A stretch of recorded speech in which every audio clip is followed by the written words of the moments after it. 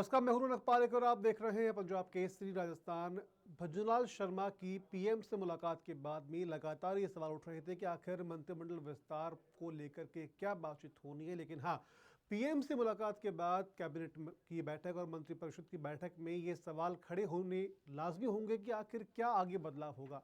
लेकिन निश्चित तौर पर जो हवा चल रही थी, कि बात चल रही थी कि मंत्रिमंडल में कुछ बदलाव होने हैं, उसको लेकर के पीएम से मुलाकात के बाद इस बैठक ने उसको काफ़ी ज़्यादा बल है वो दे दिया है।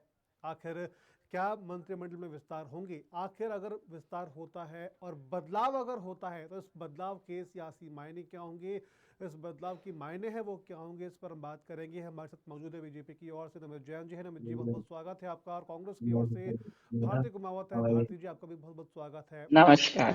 नमित जी, शुरुआत एक बार आपसे करेंगे। पीएम से मुलाकात और फिर प्रदेश के अंदर दो बड़ी बैठक, क्या कहेंगे आप? जी रौनक जी, रौनक की आवाज नहीं आ रही आपकी। हाँ, पीएम से मुलाकात हुई और फिर प्रदेश में दो बड़ी बैठकें, क्या कहेंगे शुरुआत टॉप में? ये देखिए रौनक जी, ये भारतीय जनता पार्टी की सरकार में लगातार होता है। जो हम डबल इंजन की जो सरकार बोलते हैं, वो यही डबल इंजन की सरकार है। राज्य और केंद्र को मिलकर देश का और प्रदेश का विकास के लिए हम प्रतिबद्ध हैं हम।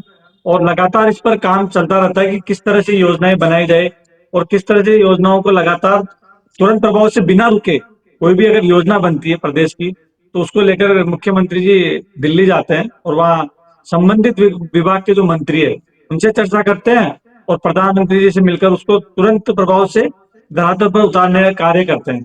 इसीलिए माननीय मुख्यमंत्री जी भजन लाल शर्मा जी अभी भी दिल्ली गए थे मिलने कि किस तरह से विकास के आयाम को तेजी दी जाए। राजस्थान के विकास को लेकर जो उनकी सोच है, जिस तरह से वो कार्य कर रहे हैं, जो हमने 2 साल में भजन लाल जी की सरकार ने कार्य किया है और इसको किस तरह से आगे बढ़ाए, और जो विजन है 2047 का विकसित भारत का, उसको उसमें किस तरह से जल्दी हम आगे बढ़ सकते हैं। और जो योजनाएं हैं, जो बिजली, सड़क, पानी, इन सबको लेकर इन विभागों के जो भी वहाँ केंद्रीय मंत्री है उनसे मिलते हैं भजन लाल शर्मा जी जाकर और बात करते हैं और तुरंत प्रभाव से उसको धरातल पर उतारने का कार्य करते हैं। और यही उनकी जो शैली है, उससे लगातार देखिए आप जनता में और कार्यकर्ताओं में जोश बना रहता है। और आने वाले समय में आने वाला जो एजेंडा है कि हम 1 साल में क्या करेंगे, इसी को लेकर लगातार मंत्रिपरिषद की मीटिंग भी करते हैं और कैबिनेट की मीटिंग भी बुलाते हैं। जी रौनक ठीक जी। है, भारती जैसे एक बार जवाब ले लेते हैं। भारती जी, लगातार पीएम से मुलाकात के बाद में दो बैठकें होती है, लगातार चर्चा की जा रही है कि आगामी समय को लेकर के रणनीति है वो इस बैठकों में चर्चा है उस पर की जाएगी। आपका इस पर क्या कहेंगे? देखिए, अभी नमित जी ने बताया मेरे भाई ने कि हमारे मुख्यमंत्री जी दिल्ली जाते रहते हैं। तो डबल इंजन की सरकार कहने को है, लेकिन जो बड़ा इंजन है पर्ची देकर उनको भेजता रहता है और उन्हीं आदेशों को वो सिर माथे रखकर उनकी पालना में लग जाते हैं। और ऐसा जान प्रतीत होता है कि सरकार उनको, केंद्र सरकार उनको होमवर्क देके भेजती है और उसे वो चेक कराने जाते हैं और फिर कमियां निकलती है। और अभी जो मंत्रिमंडल विस्तार को लेकर जो कयास लगाए जा रहे हैं, उससे पहले मैं ये बता दूं कि अभी इनके प्रदेशाध्यक्ष जी ने प्रदेश कार्यकारिणी की सूची निकाली, जिसमें न उन्होंने संभाग का ध्यान रखा, न उन्होंने महिला आरक्षण का ध्यान रखा, न उन्होंने सभी वर्गों का ध्यान रखा। तो जब इनकी 34 सदस्यों की सूची में ही इतना भेदभाव है, जिसे लेकर पार्टी में अभी भी सिर्फ उटव्वल की स्थिति बनी हुई है। सरकार में देखा जाए तो 5-6 विभाग अभी इनके खाली पड़े हुए हैं। तो समझा जा सकता है बिल्कुल विफल और नाकाम सरकार है। जनताओं से जनता राजस्थान की बिल्कुल त्रस्त है। लोकतांत्रिक जो परिपाटियां हैं उनका गला घोटा जा रहा है, चुनाव खिसकाए जा रहे हैं। कभी ये एक राज्य एक सरकार की चुनाव की बात करके उनको टाल देते हैं, कभी ओबीसी की जनगणना की बात करके उसे टाल देते हैं, कभी परिसीमन की बात लेकर उसे टाल देते हैं। तो सरकार किस मोर्चे पर सफल है? और देखिए, इनके पास 10 तारीख को प्रवासी दिवस ये मनाने जा रहे हैं। 2 जी साल का विफल कार्यकाल पूरा करने का जश्न ये मनाने जा रहे हैं। इनके पास इतना बजट आ जाता है शाही खर्चों के लिए, जबकि हाई कोर्ट ने कल ही शिक्षा सचिव को तलब किया है कि 4-5 महीने पूर्व मानसून में जर्जर विद्यालय झालावाड़ का जो पिपलोदी विद्यालय है जहां जी 21 बच्चे घायल हो गए, हाई कोर्ट को स्वतः संज्ञान लेकर उसको जनहित याचिका डालकर उसको खोलना पड़ा और सचिव को तलब किया गया है कि आपका बजट कहाँ गया, आप क्यों नहीं सर्वे को पूरा कराकर जर्जर ठीक है स्कूलों भारती जी, को अब आपके तमाम मरम्मत सवाल कराने का हैं, काम आपकी नहीं तमाम, कर रहे हैं। बिल्कुल बिल्कुल, आपके तमाम सवालों का जवाब भी एक बार ले लेते हैं नमित जी से। नमित जी, 2 साल सरकार के हैं, उस पर सवाल खड़े हुए हैं, प्लस प्रवासी सम्मेलन को लेकर के लगातार सवाल है वो खड़े हुए हैं, एक एक करके आप जवाब है सबके दीजिए। जी रौनक जी, देखिए हमारे भारती जी कह रही है कि उनके सवाल ठीक है, इनके जवाब देता हूं मैं कि 2 साल की विफलता बोल रही है। और हमेशा केंद्र पर भी ये सवाल उठाते हैं, केंद्र सरकार पर, मोदी जी पर सवाल उठाते हैं। लेकिन मुझे ये समझ में नहीं आता कि कांग्रेस इतने सवाल उठाती है, लोकतांत्रिक संगठनों, जो संविधान की जो संवैधानिक संस्था है, उन पर ये सवाल उठाते आए हैं, तो फिर भी कांग्रेस जीरो पर क्यों आ रही है? अभी आपने ताजा ही जो चुनाव देखा बिहार का, वहां भी इनका सुपड़ा साफ हो गया। और पिछले चुनावों में भी लगातार ये 27 चुनाव हार चुके हैं, और फिर भी एक सवाल उठाते हैं, हमारे ईवीएम पर उठाते हैं। जहां जीत जाते हैं वहां ईवीएम खराब नहीं होती है, और जहां ये हारते हैं वहां ईवीएम खराब हो जाती है। और अब ऐसा इस पर सवाल उठा रहे हैं। ऐसी कोई संस्था नहीं है जिस पर ये सवाल नहीं उठाते हैं। पहले इनकी ईवीएम पे बताते थे, फिर उसके बाद चुनाव आयोग पर तरह तरह से आरोप लगाते गए, फिर सीबीआई, फिर ईडी, सब पर ये सवाल उठाते गए। इनका कुछ नहीं है। और ये मेरी मित्र कह रहे थे कि केंद्र सरकार उनको पर्ची देकर भेजती है, भजन लाल शर्मा जी को। तो ये सरकार भेज रही है। सरकार, केंद्र सरकार रनिंग और राज्य पच्चीस है। सरकार मिलकर काम करती है। डबल इंजन की सरकार इसे बोलते हैं। लेकिन बड़ा ही दुर्भाग्य था देश का और प्रदेश का, क्योंकि पहले जब कांग्रेस की सरकार हुआ करती थी, तो ये पर्ची या जो चर्चा का संबंध होता था, वो एक परिवारवाद से होता था। एक परिवार की मुखिया के सामने जाकर राज्य के मुख्यमंत्री ढोक लगाते थे, कनक दंडवत करते थे, और वहां जाकर परिवारवाद समर्पित हो से जाते थे ग्रस्त तो कि ये भारतीय लो साहब जनता हमारा ये है। पार्टी है, और यहाँ परिवारवाद से भारतीय जनता ग्रस्त पार्टी तो की, भारतीय देखिए जनता पार्टी है। आप भारती जी आप कांग्रेस बोले, को मैं नहीं बदनाम बोला। मत करिए थोड़ी सभ्यता जी। रखिए, थोड़ी सी चर्चा की लेकर, मैं, आप जी बोले, मैंने कुछ नहीं बोला। आपने तो मुझ पर आरोप लगाए, मैं तो आरोपों का जवाब दे रहा हूँ। सुनिए, आरोपों का जवाब सुनिए आप। जब आपकी सरकार हो, कांग्रेस की सरकार होती थी, तो एक परिवार की मुखिया के पास, या आज हम 5 साल 10 साल नहीं, हम आजादी के तुरंत बाद से देखते आ रहे हैं कि जब जब भी राजस्थान के मुख्यमंत्री कांग्रेस सरकार से हुए, तो यही असर हुआ है। और पिछले 5 साल में क्या हुआ? खर्चे को लेकर ये बात कर रही थी कि शाही खर्चे को लेकर ये वो। आपकी सरकार में ज्यादातर पैसा आपने होटलों में खर्च किया है, बचाने में, सरकार को बचाने में, मुख्यमंत्री जी के अलावा। इसके अलावा आपका विकास पे ध्यान नहीं था। विकास पे ध्यान होता तो आपकी सरकार रिपीट होती, न कि आपकी सरकार को जो जिस तरह से भारतीय जनता पार्टी को समर्थन मिला, वो यही कारण था। और 2 साल हो गए, आप कह रहे विफल सरकार, तो फिर कहाँ है कांग्रेस और विपक्ष? कहाँ है? आप उतरिए ना सड़कों पर, एक भी बड़ा आपका प्रदर्शन बता दीजिए। सरकार के खिलाफ आपने धरना दिया, सरकार के खिलाफ आपने प्रदर्शन किया, सड़कों पर उतरिए। मुद्दा ही नहीं है आपके पास, क्योंकि ठीक है, एक भजन बार लाल आप, जी की बिल्कुल सरकार बिल्कुल, एक बार आप लगातार भारती, एक विकास के बार अच्छे कार्य कर रही है, इसलिए भारती जी आपके से पास कोई जवाब ले मुद्दा ही लेते नहीं हैं, है। भारती जी से जवाब ले लेते हैं एक बार आपका। जी भारती जी, रोहन। विपक्ष लगातार ये बार कह रहा है, क्योंकि कई बार हम आप भी हम बात कर भी चुके हैं, कई बार हम देख भी चुके हैं, कई बार आरोप ये लग भी चुके हैं कि अगर विपक्ष ये कहता है कि सरकार ने काम नहीं किया, तो अगर 2 साल में काम नहीं किया तो सरकार, विपक्ष के तौर पर आप लोगों की भूमिका पर भी सवाल खड़े होते हैं कि अगर बड़ा प्रोटेस्ट हो गया या फिर सरकार को जगाने के लिए कुछ ऐसा काम करना चाहिए था विपक्ष को, जो विपक्ष अभी तक नहीं कर पाया। ऐसा क्या आपको लगता है? मेरे प्रवक्ता साथी ने सबसे पहले इन्होंने मोदी जी का नाम लिया, तो सबसे पहले मैं ये बताना बहुत आवश्यक समझती हूँ कि पहली बार लोकसभा चुनाव जीतने के बाद जो व्यक्ति लोकसभा संसद भवन में एंटर होते हुए उस परिसर का माथा चूम रहे थे, बड़ी दुर्भाग्य की बात है कि कल उन्होंने लोकसभा का शीतकालीन सत्र शुरू होने से पहले उन्होंने संसद भवन, जो हमारे देश की गरिमा है, जिसकी विश्व में पहचान है, उसको ड्रामे का सेंटर बता दिया। तो देखिए प्रधानमंत्री जी की, इस पार्टी की और इनकी बोलने की मर्यादा कहाँ चली गई है ठीक है कि वो भारती जी, वो मैं ड्रामेबाजी एक्सेप्ट का कर रहा हूँ, मैं जब सेंटर है। हम अपनी मंत्रिमंडल की बात मर्यादा करेंगे फिर भी कांग्रेस सिखाई थी, ये जिसने हमारी हमारे जनता को पता उपराष्ट्रपति चलना जो थे चाहिए, धनखड़ साहब, हमारी उनकी जनता मिमिक्री को की, पता उनके चलना खिलाफ चाहिए। अपशब्द बोले, और आपके ही शहजादे राहुल गांधी जी ने किस तरह जिस से उनको विकास की गालियां दी, नमित जी किस बात किस कर तरह के रहे हैं। अपशब्द बोले। अब आप कांग्रेस बीच में मत सभ्य बोलिए, आप कांग्रेस सभ्यता शांत की रहिए। बात नहीं आपकी करे, सभ्यता, ये आपके मुंह मुझे से अच्छी बात सभ्यता नहीं लगती सिखा है। रहे थे, तहजीब कांग्रेस सिखा कांग्रेस रहे के थे मुंह से नमित अच्छा जी। आप लगता है। नमित शांत जी होकर एक मिनट सुनिए, एक मिनट एक मिनट मैं शांत मैं होकर जवाब देने सुनिए, दीजिए, मैं जवाब शांत देने होकर दीजिए। सुनेंगे, सुनिए, लेकिन ये शांत झूठ की होकर राजनीति सुनिए। नहीं कहने देंगे। अगर आप झूठ परोसेंगे तो हम आपको नहीं बोलने देंगे। इस तरह का आप आपकी झूठ सफलता परोसेंगे और की हम दो चुप बैठे साल रहेंगे। की सफलता नहीं, की आप बात कर आपने रहे हैं। जिस तरह अभी के हाल शब्दों का ही में इस्तेमाल किया, अंता चुनाव में, भारत की अंता सभ्यता, चुनाव भारत की में जनता संस्कृति, ने भारत के किसको संविधान, आशीर्वाद ये दिया और बोलना किस कांग्रेस मुद्दे के मुंह पर से अच्छा नहीं आशीर्वाद लगता है। दिया? कांग्रेस आपकी डबल ऐसी इंजन बात की नहीं करे। सरकार ने, आपकी डबल इंजन की सरकार कहाँ सफल रही? सड़कों पर सफल रही, विद्यालयों में सफल रही, जी अस्पतालों बिल्कुल, में सफल नमित जी रही, एक आठ मिनट ग्रीन सड़कों एक्सप्रेस पर सफल बनाए रही। हमने। आपको ज्यादा बेहतर सड़कों नहीं का देखिए, है। हाल देखे, जहाँ आपकी गड्ढों की सरकार सरकार ने बोलते थे गहलोत सड़कों का सरकार को, निर्माण वहां के नाम राजस्थान के पर यशस्वी मुख्यमंत्री परिवहन भजनलाल विभाग शर्मा जी को, ने परिवहन लगातार 2 विभाग, सालों आपको तक प्रशासन, ग्रामीण क्षेत्र तक प्रशासन ढाणी आप ढाणी तक नहीं सड़कों का संभाल जाल पा बिछा रहे दिया है। हैं, भारती जी हमने प्रशासनिक एक मिनट एक 5 अधिकारी मिनट आपके नेशनल एक कब्जे मिनट में नहीं है। जो एक दो मिनट वर्ष राजमार्ग है वो में बनाए हैं। आप दोनों से रिक्वेस्ट है, अगर इस तरह से आप डिस्कशन करेंगे तो आई थिंक ज़्यादा बेटर है कि आप दोनों की आवाज़ है वो क्लियर नहीं आ पाएगी। तो बेहतर है कि हम एक एक करके सवाल करें और जो सवाल अगर किया जा रहा है उस सवाल का जवाब दें। ठीक है भारती जी, सवाल पहला आपके पास ये था कि आपको मैंने जो सवाल पूछा है कि आपने कहा कि भाई प्रदेश में काम नहीं हो रहा है, तो विपक्ष ने अपनी भूमिका है वो किस तरह से अदा की, आप उस पर जवाब दीजिए एक बार आप।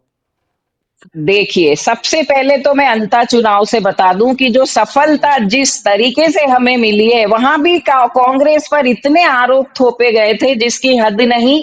सबसे पहले मैं इलेक्टोरल बॉन्ड की बात करूं। अभी साल भर पहले कांग्रेस ने ब्लॉक स्तर, मंडल स्तर और प्रदेश लेवल तक इलेक्ट्रिक जो बॉन्ड थे उनको लेकर जो धरना प्रदर्शन किया, उनमें ये लिस्ट तक और नाम नहीं जारी कर पाई इनकी सरकार। बहुत रचनात्मक तरीके से, शांति प्रिय तरीके से हमने धरने प्रदर्शन किए।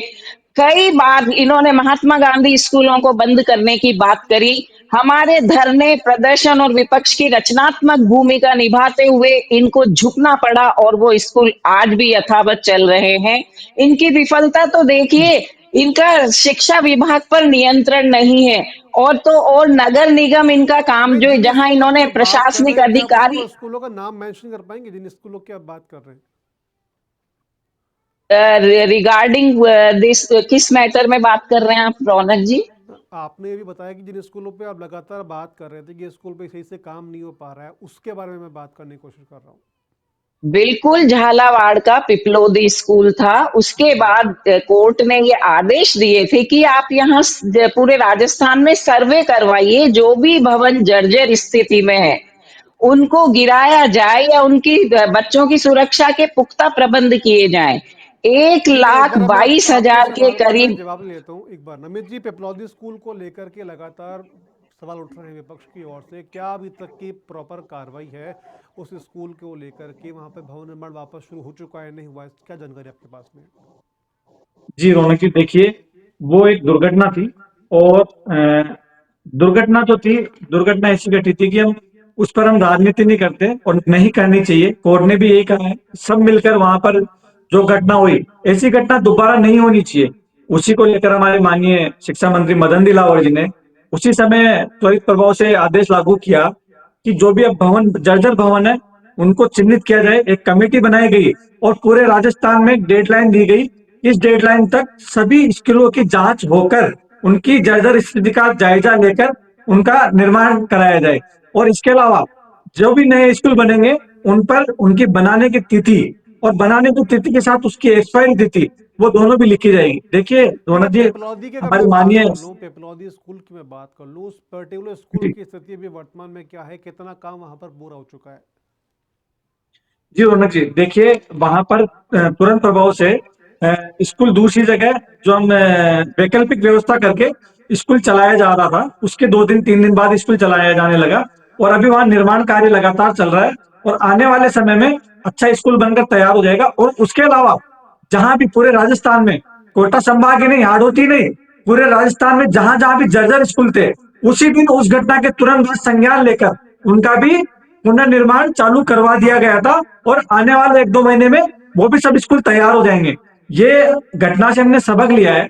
लेकिन दुर्भाग्य की बात है कि कांग्रेस इस पर राजनीति कर रही थी। इन्होंने 5 साल में कुछ नहीं किया। अगर ये विकास कार्य कर रहे होते और इन्होंने निर्माण सही अच्छे से कराया होता, उनकी मरम्मत करा दी होती, तो ये घटनाएं नहीं घटती। अगर ये समय पर देख लेते, लेकिन हमने सबक लिया है। भारतीय जनता पार्टी ने उस पर राजनीति नहीं करी। एक स्कूल कोई नहीं, जितने भी स्कूल जो जर्जर अवस्था में थे, सबको नोटिस दे दिया गया, सबको खाली कराकर वहां पर ठीक है वैकल्पिक व्यवस्था नवनीत जी, कराकर बच्चों को आपने पढ़ाया जा रहा बिल्कुल बिल्कुल आपने जो कार्रवाई की उसको लेकर के हम बात करेंगे भारतीय जनता पार्टी की। उससे पहले मैं ये जानना चाहूँगा कि दिल्ली में मुलाकात के बाद में क्या प्रदेश में कुछ बड़े बदलाव की संभावना है? क्योंकि आज कैबिनेट की बैठक हुई है, मंत्रिपरिषद की बैठक हुई है, तो क्या हम ये माने कि आगामी समय में प्रवासी सम्मेलन से पहले कुछ बदलाव है प्रदेश में देखने को मिल सकता है? लाइक गुजरात हो गया, मध्य प्रदेश में भी लगातार चर्चा है वो चल रही है, ऐसा कुछ मिल सकता है देखने के लिए? देखिए रौनक जी, मंत्रिमंडल विस्तार करना, फेरबदल करना, ये सब मुख्यमंत्री जी का विशेषाधिकार है। जी और आज जो मंत्रिपरिषद की और ये कैबिनेट की जो मीटिंग बुलाई गई है, आगामी 10 दिसंबर को जो प्रवासी राजस्थानी सम्मेलन है, उसकी चर्चा को लेकर उसको लेकर चर्चा की जाएगी। और जो 2 साल का कार्य है, जी उसको लेकर जनता के बीच हम किस तरह से जाएंगे, क्या हमने जो हमारी उपलब्धि है उनको पहुंचाने पहुंचाने को लेकर।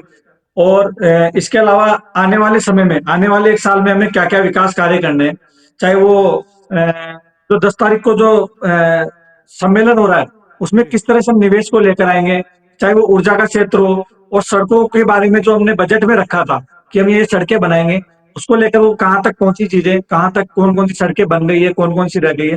मंत्रिपरिषद की मीटिंग इसलिए बुलाई जाती है ताकि इस जी पर विकास कार्यों पर और विकास की कार्य को गति देने के लिए ये मुख्यमंत्री समय समय पर अपनी बुलाते रहते हैं। और देखिए ठीक है, भारती जी से रौनक एक जी, बार जवाब ले लेते हैं, भारती जी से जवाब ले लेते हैं एक जब बार कभी भारती भी जी। होगा मंत्रिपरिषद का अगर ऐसा लगेगा, तो जी आपको जरूर सूचित किया जाएगा। अभी राजस्थान की भजनलाल जी की सरकार बहुत अच्छे से काम कर रही है और पूरा मंत्रिमंडल अच्छे से काम कर रहा है।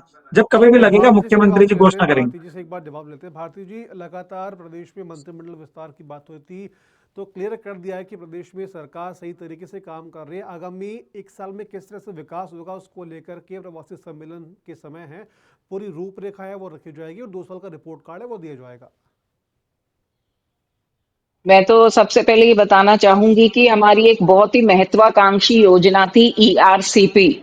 मुख्यमंत्री जी को दिल्ली से जाकर वापस इसे याद दिलाना पड़ रहा है कि इसका बजट जारी किया जाए, इसे शुरू किया जाए। जो 13 राजस्थान के 13 जिलों को सिंचाई और पीने के पानी की जो सुविधा मुहैया कराई जानी थी, जो गहलोत सरकार ने उसके लिए केंद्र से गुजारिश करी थी कि इसे राष्ट्रीय परियोजना का नाम दे दिया जाए, ताकि ये इसकी मॉनिटरिंग भी अच्छे से हो सके और त्वरित गति से इसका। लेकिन उनकी नहीं सुनी गई। उन्होंने लगभग 14,000 करोड़ रुपए इस परियोजना के लिए सैंक्शन भी किए गए थे।